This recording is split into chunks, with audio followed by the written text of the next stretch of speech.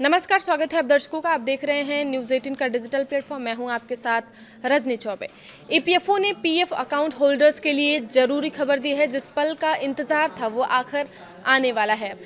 EPFO ने 15 जुलाई तक 34 करोड़ खातों में 8.25% ब्याज और करीब 1.5 लाख करोड़ का ब्याज नए सिस्टम से क्रेडिट होने की जानकारी दी है। इसके अलावा खास खबर ये है कि पीएफ से जुड़ी सर्विसेज को और आसान और तेज बनाने के लिए नया सेंट्रलाइज्ड आईटी सिस्टम CITES लागू किया गया है। इसके बाद देश भर के पीएफ खातों का डेटा एक ही सेंट्रलाइज्ड डेटाबेस में रहेगा। इससे सदस्य किसी भी ईपीएफओ ऑफिस से अपनी सर्विसेज ले सकेंगे।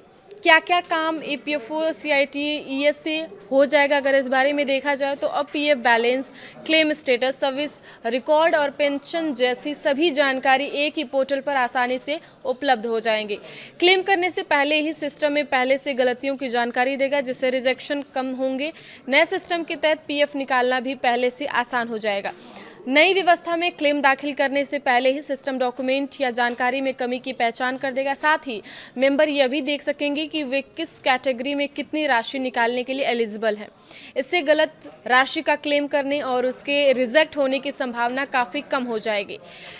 पीएफ क्लेम से जुड़ा नियम। जी हाँ, पीएफ ने ऑटो क्लेम सेटलमेंट की सीमा भी बढ़ा दी है। अब पूरी तरह KYC वेरीफाइड अकाउंट में 5 लाख रुपए तक के एडवांस क्लेम ऑटो अप्रूव किए जा सकेंगे। पहले यह लिमिट केवल 1 लाख रुपए थी, लेकिन अब ये 5 लाख रुपए कर दी गई। अगर क्लेम में किसी भी अतिरिक्त जानकारी की ज़रूरत होगी तो ईपीएफओ ऑनलाइन ही स्पष्टीकरण मांगेगा और सदस्य भी ऑनलाइन जवाब दे सकेंगे। इससे क्या होगा कि ऑफिस के चक्कर लगाने की ज़रूरत होगी, वो कम हो जाएगी।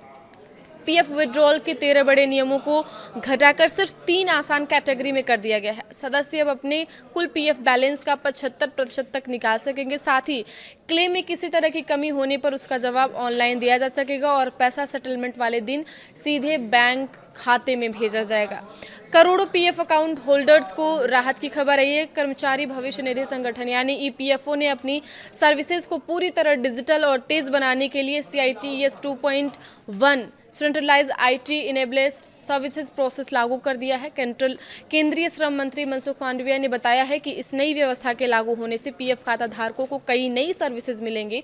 श्रम एवं रोजगार मंत्री मनसुख मांडविया ने बताया कि नए सिस्टम के तहत क्लेम मंजूर होने के दिन ही राशि सीधे बैंक खातों में भेजी जाएगी। साथ ही अंतिम भुगतान की मंजूरी की तारीख तक पीएफ पर ब्याज मिलेगा। पहले ब्याज की गणना केवल पिछले महीने के अंतिम दिन तक की जाती थी, लेकिन अब ईपीएफओ ने देश भर के सभी पीएफ रिकॉर्ड्स को एक केंद्रीय डेटाबेस में ट्रांसफर कर दिया है।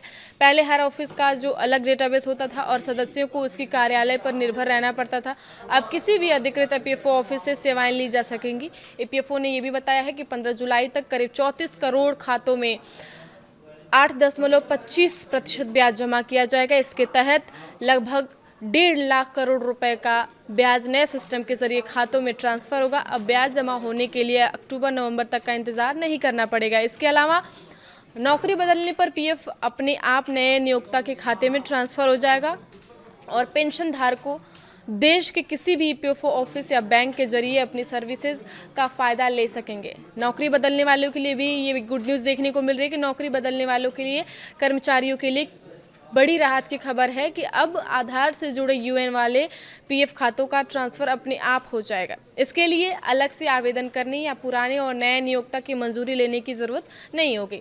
सेवा अवधि भी ऑटो ट्रांसफ़र हो जाएगी। नई व्यवस्था का फ़ायदा ईपीएस पेंशन धारकों को भी मिलेगा। वे अब देश के किसी भी ईपीएफओ ऑफिस में लाइफ सर्विस सर्टिफिकेट जमा कर सकेंगे और अन्य सर्विसेज ले सकेंगे। इसके अलावा केंद्रीकृत पेंशन भुगतान प्रणाली CPPS लागू होने से पेंशन अब भारत के किसी भी बैंक खातों में प्राप्त की जा सकेगी, चाहे वो पेंशन का मामला किसी भी क्षेत्रीय ऑफिस से जुड़ा हो या कहीं से भी जुड़ा हो। आगे खबरों के लिए आप बने रहिए न्यूज़ 18 के साथ। धन्यवाद।